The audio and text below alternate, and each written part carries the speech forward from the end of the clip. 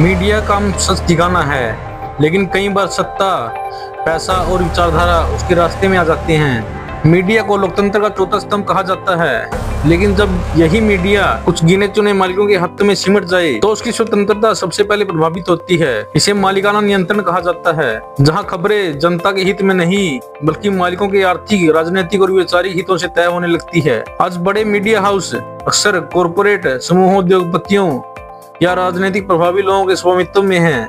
ऐसे मालिकों के कारोबार सरकार की नीतियों, ठेकों, ठेक छूट और नियामक फैसलों पर निर्भर करते हैं। नतीजा यह है कि मीडिया संस्थान अपने ही मालिकों के हितों के खिलाफ खबरें दिखाने से कतराती हैं। यदि कोई खबर मालिक के व्यवसाय, सहयोगी कंपनियों या राजनीतिक मित्रों को नुकसान पहुंचा सकती है तो वह या तो दबा दी जाती है या उसका कोण बदल दिया जाता है। मालिकाना नियंत्रण का असर एडिटोरियल स्वतंत्रता पर सीधा पड़ता है। संपादक और रिपोर्टर भले ही सच दिखाना चाहे, लेकिन ऊपर से आने वाले निर्देश उनकी सीमाएं तय कर देते हैं।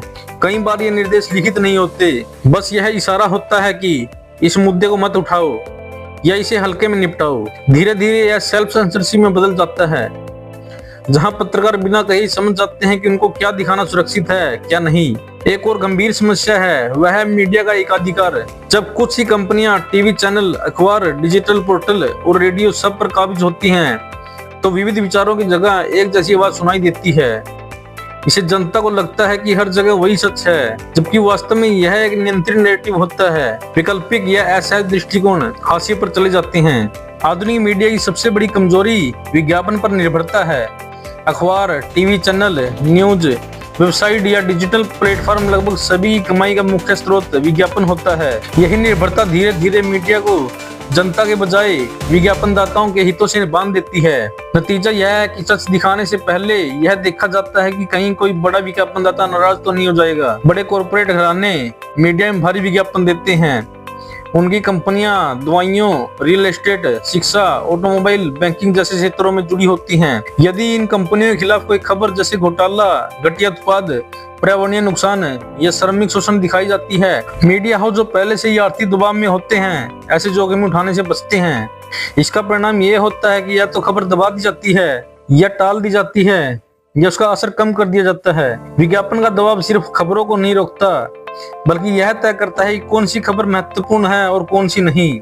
जनहित से जुड़े मुद्दे, गरीबी, बेरोजगारी, किसान संकट, मजदूर अधिकार, पर्यावरण अक्सर नो टीआरपी कहकर किनारे कर दी जाते हैं। उनकी जगह ऐसे विषय लाए जाते हैं जो ज्यादा दर्शक खींचे, जिसके बीच विज्ञापन आसानी से बेचे जा सके। तो हिंदू धर्म में उसका कोई धार्मिक आधार नहीं है। इस्लाम में धार्मिक आधार है, जो मौलाना लोग छाती ठोक ठोक के कहते हैं। भाई आपने पूरा बोल लिया। नहीं, अब सुनिए, अब इन्होंने कहा नहीं, यू विल हैव टू क्या? अरे भाई आपका पूरा मैंने सुना, पूरा मैंने सुना। अरे भाई पूरा मैंने सुना। आप अशोक गहलोत की बात ना करिए, मैं भी तैयार हूँ। तो किया था तो क्यों नहीं किया? इस तरह मीडिया सूचना का माध्यम कम और विज्ञापन का कैरियर ज्यादा बन जाता है। एक और गंभीर पहलू है न्यूज और विज्ञापन की सीमा का धुंधला होना। कई बार विज्ञापन को खबर की तरह पेश किया जाता है। इसे पेड न्यूज का ब्रांडेड कंटेंट कहा जाता है। मीडिया और राजनीति का रिश्ता भी हमेशा से जटिल रहा है, लेकिन जब राजनीतिक दबाव और डर हावी हो जाता है, तब मीडिया का मूल काम सच दिखाना सबसे ज्यादा प्रभावित होता है। लोकतंत्र में मीडिया का दायित्व सत्ता से सवाल पूछना होता है, पर व्यवहार में कई बार मीडिया सत्ता के डर से चुप हो जाती है या उसकी भाषा नरम पड़ जाती है। राजनीतिक दबाव का सबसे सीधा रूप सरकारों और सत्ताधारी दलों से आता है। नीतियों की आलोचना, घोटालों की जांच या जन विरोधी फैसले पर सवाल उठाने वाले मीडिया संस्थानों को कानूनी नोटिस, मानहानि केस, टैक्स जांच, ईडी, सीबीआई जैसी एजेंसी कार्रवाई का सामना करना पड़ सकता है। भले ही हर कार्रवाई गलत ना हो, लेकिन इनके डर का माहौल मीडिया को पहले ही सावधान कर देता है। नतीजा यह होता है कि कई संवेदनशील मुद्दे उठाने से पहले ही रोक दिए जाते हैं। राजनीतिक दबाव केवल सरकार तक सीमित नहीं होता। विपक्षी दल, क्षेत्रीय शक्तियां, प्रभावशाली नेता भी मीडिया पर असर डालते हैं। किसी नेता या पार्टी के खिलाफ खबर दिखाने पर धमकी, हिंसा या कार्यालयों पर हमले की तक की घटनाएं सामने आती हैं। आग में हाथ डालोगे जल जाओगे, तुम समझ नहीं रहे हो। डाल के देखो फिर पता चलेगा। अबे सालों सुनाई नहीं दे रहा तुम लोगों को? बंद करो ये, बंद करो ये दलियान बंद करो इसे, नहीं तो तेरा पूरा जंगल काट दूंगा। ऐसे माहौल में छोटे और क्षेत्रीय मीडिया संस्थान सबसे असुरक्षित होते हैं, क्योंकि उनके पास न कानूनी सुरक्षा होती है न आर्थिक ताकत। इस दबाव का सबसे खतरनाक असर है डर के कारण पैदा हुई सेल्फ सेंसरशिप।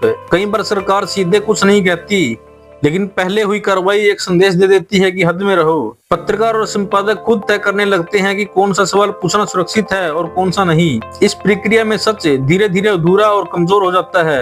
राजनीतिक दबाव और डर मीडिया को पूरी तरह खामोश नहीं करते, बल्कि उसे सावधान, सीमित और नियंत्रित बना देते हैं। जब सवाल पूछने की कीमत बहुत ज्यादा हो जाए तो सच सबसे पहले कुर्बान होता है। नैरेटिव कंट्रोल के जरिए सच को ढाला जाता है। नैरेटिव कंट्रोल का अर्थ है किस घटना, मुद्दे या इतिहास को किस नजरिए से दिखाया जाएगा, ये पहले से तय कर देता है। इसमें सच को पूरी तरह छुपाना जरूरी नहीं होता, अक्सर उसे चुनिंदा ढंग से पेश किया जाता है ताकि जनता वही समझे जो शक्तिशाली वर्ग चाहता है।